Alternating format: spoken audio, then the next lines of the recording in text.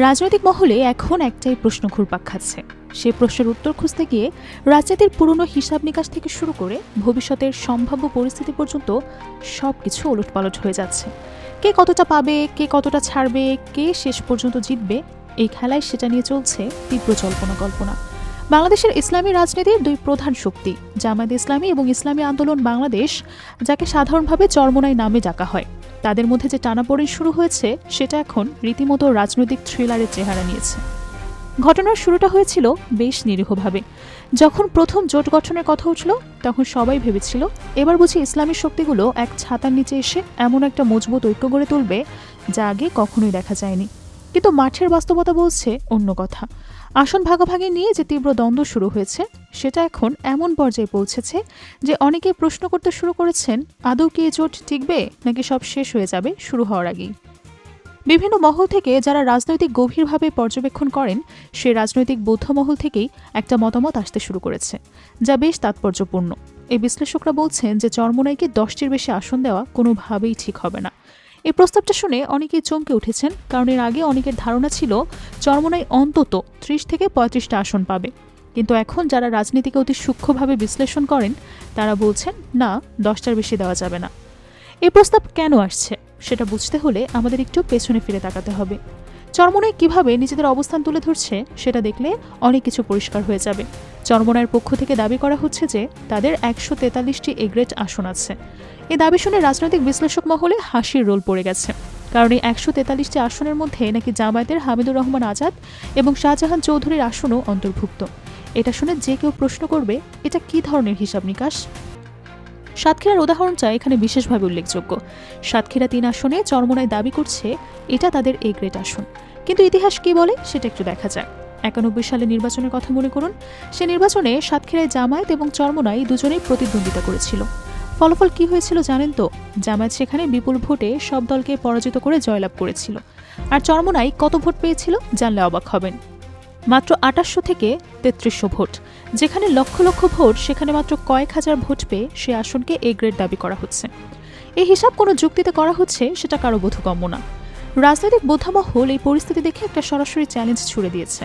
তারা বলছেন যদি চরমোনাইয়ের সত্যি 143টি এ গ্রেড আসন থাকে তাহলে তো তারা এককভাবে নির্বাচন করলেই ক্ষমতায় চলে আসতে পারে। তাহলে জোটের দরকার কি? একা নির্বাচন করে একটা আসন জিতে দেখাক, তারপর বড় বড় কথা বলুক।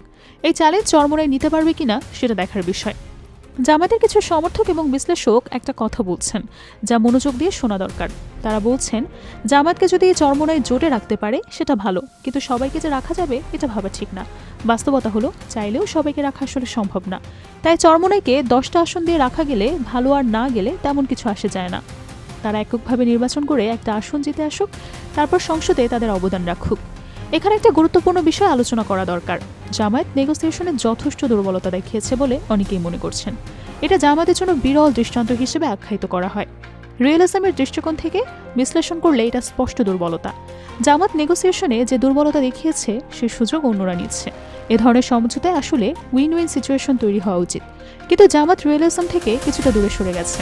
তারা যথেষ্ট উদারতা দেখাচ্ছে এই ভেবেছে ঐক্যটি টিকুক, তাই যথেষ্ট ছাড় দেওয়া যাক। এনসিপির উদাহরণটা এখানে দেওয়া যেতে পারে।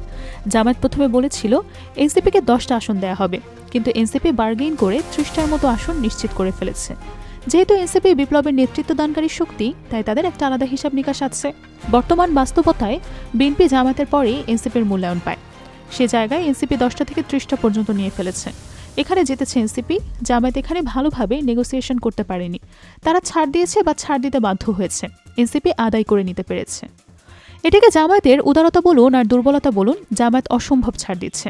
পৃথিবীর অন্য কোনো শক্তিশালী দল হলে এই ছাড়টা দিত না, চরমোনাই হলে কল্পনাতেও দিত না। জামায়াত বর্তমানে যে জনপ্রিয় দল এবং জামায়াতের যে শক্তি সমাজের রাজনীতিতে সরকারের সব জায়গায় রয়েছে, এর সামান্যতম অংশ যদি চরমোনাইয়ের থাকতো তাহলে তারা জামায়াতকে পাশেও ভিড়তে দিত না।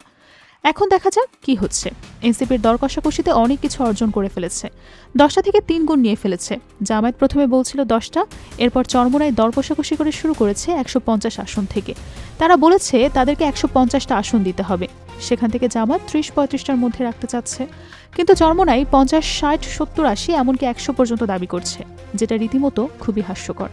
এখানে চরমোনাই বাজিমাত করার চেষ্টা করছে। জামায়াতের নেগোসিয়েশনে যে দুর্বলতা দেখা গেছে সেই সুযোগ নিচ্ছে চরমোনাই। জামায়াত যদি আগে থেকে এই বিষয়ে যথেষ্ট বাস্তববাদী হতো তাহলে পরিস্থিতি অন্যরকম হতো। যদি জামায়াত শুরু থেকেই বলতো যে এনসিপিকে 10 থেকে 15টার বেশি না, বরং চরমোনাইকে 20 থেকে 25টার বেশি না, এবং এই ব্যাপারে কঠোরতা দেখাতো, তাহলে হয়তো আজকের এই অনাকাঙ্ক্ষিত পরিবেশ তৈরি হতো না। চরমোনাইয়ের যে উদ্ভট কথাবার্তা, যেমন 143টা আসন, তাদের এই গ্রেড, এই ধরনের অযৌক্তিক দাবি তারা করতে পারতো না। তবে একটা কথা মনে রাখতে হবে, জামায়াত যদি বেশি কঠোরতা দেখায় তাহলে হয়তো ঐক্য এই পর্যায়ে আসতো না। জামায়াতকে আসলে একটা দ্বিধাদ্বন্দ্বের মধ্যে থাকতে হচ্ছে। তাদেরকে নানান বিষয় ম্যানেজ করে চলতে হয়, চোখ কান খোলা রাখতে হয়। একটু এদিক ওদিক করলে বা কোনো বিষয় একটু বাড়াবাড়ি বা একটু বেশি শিথিলতা দেখালেই ক্ষমতা হাতছাড়া হয়ে যেতে পারে। যেহেতু ক্ষমতা আসার সম্ভাবনা তৈরি হয়েছে, তাই জামায়াতের দায়িত্বশীলরা এখন অত্যন্ত ক্রিটিক্যাল সিচুয়েশনে আছেন। তারা জোটও রাখতে চান, কারণ বৃহত্তর স্বার্থে জোট রাখা জরুরি।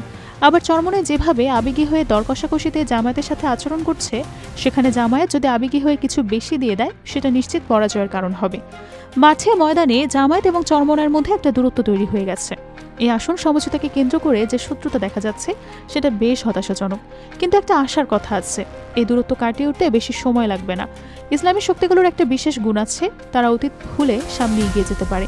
তারা সহজেই ক্ষমা করে দিতে পারে। এটা ইসলামের একটা সৌন্দর্য।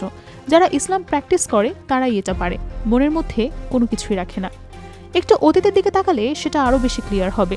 যুগ যুগ ধরে, দশকের পর দশক ধরে জামায়াত এবং চরমোনাইয়ের মধ্যে যে শত্রুতা ছিল, সেটা ভয়ানক ছিল। মিজানুর রহমান আজহারের ওয়াজ বন্ধ করে দিতে চরমোনাই সর্বশক্তি প্রয়োগ করেছিল। আমির হামজার ওয়াজ বন্ধ করে দিয়েছিল, পুলিশের কাছে অভিযোগ দিয়েছিল, আওয়ামী লীগের সাথে মিলেছিল, জামায়াতের ক্ষতি করেছিল, শাহবাগে গিয়েছিল চরমোনাইয়ের লোকজন। এত কিছু হওয়ার পরেও আজকে জামায়াত এবং চরমোনাই কাঁধে কাঁধ মিলিয়ে কাজ করছে। অতীতের সব ভুলে গিয়ে ঐক্যবদ্ধ হতে পেরেছে। ঠিক তেমনি এখন যে সংকট দেখা যাচ্ছে, সেটাও কেটে যাবে। আসন সমঝোতা হয়ে গেলে 18-19 তারিখের পর বা 20 জানুয়ারির পর যখন নির্বাচনী প্রচারণা শুরু হবে, তখন এসব দূরত্ব খুঁজে যাবে।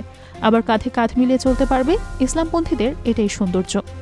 জগন্নাথ বিশ্ববিদ্যালয়ের একজন শিক্ষক, ইতিহাসবিদ এবং রাজনীতি বিশ্লেষক মোহাম্মদ বিলাল হুসাইন সম্প্রতি একটি মতামত প্রকাশ করেছেন, যা বেশ আলোচিত হচ্ছে। তিনি লিখেছেন, চরমোনাই পীর সাহেবের দল বাংলাদেশ ইসলামী আন্দোলন বা ইসলামী আন্দোলন বাংলাদেশ যাই হোক, ন্যূনতম ছাড় দিয়ে জামায়াত জোটে রাখতে পারলে ভালো। ইসলামী আন্দোলনের জন্য জামায়াত জোট সর্বোচ্চ 10টা আসন ছাড়তে পারে। এতে না মানলে ইসলামী আন্দোলন একক বা আলাদা জোট করে নির্বাচন করাই ভালো।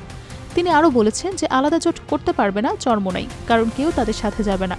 সবাই জামায়াতের সাথে থাকবে, শুধু তারাই বের হয়ে যেতে চাইলে যেতে পারে। অন্য কারোর সাথে আসন সমঝোতা নিয়ে কোনো জটিলতা নেই। সবাইকে জোটভুক্ত করা এবং রাখা সম্ভব না, এই বাস্তবতাটা মেনে নিতে হবে। প্রধান প্রতিযোগী হচ্ছে ধানের শীষ এবং দাঁড়িপাল্লা মার্কা। এর বাইরে শাপলা ছাড়া অন্য যে কোনো মার্কা দিয়ে যেতে আসাটা কঠিন হবে। এই বিশ্লেষণ থেকে একটা বিষয় স্পষ্ট হয়ে যাচ্ছে, অনেক বিশ্লেষক এনসিপিকে চরমোনাইয়ের চাইতে বেশি গুরুত্বপূর্ণ মনে করছেন। চরমোনাইকে রাখা অত জরুরি মনে করছেন না অনেকে। রাখতে পারলে ভালো, না রাখতে পারলেও সিরিয়াস কিছু না, এই মনোভাব দেখাচ্ছেন। 10টার বেশি সিট দেওয়া উচিত না, এই মতটাও তারা প্রবলভাবে বলছেন।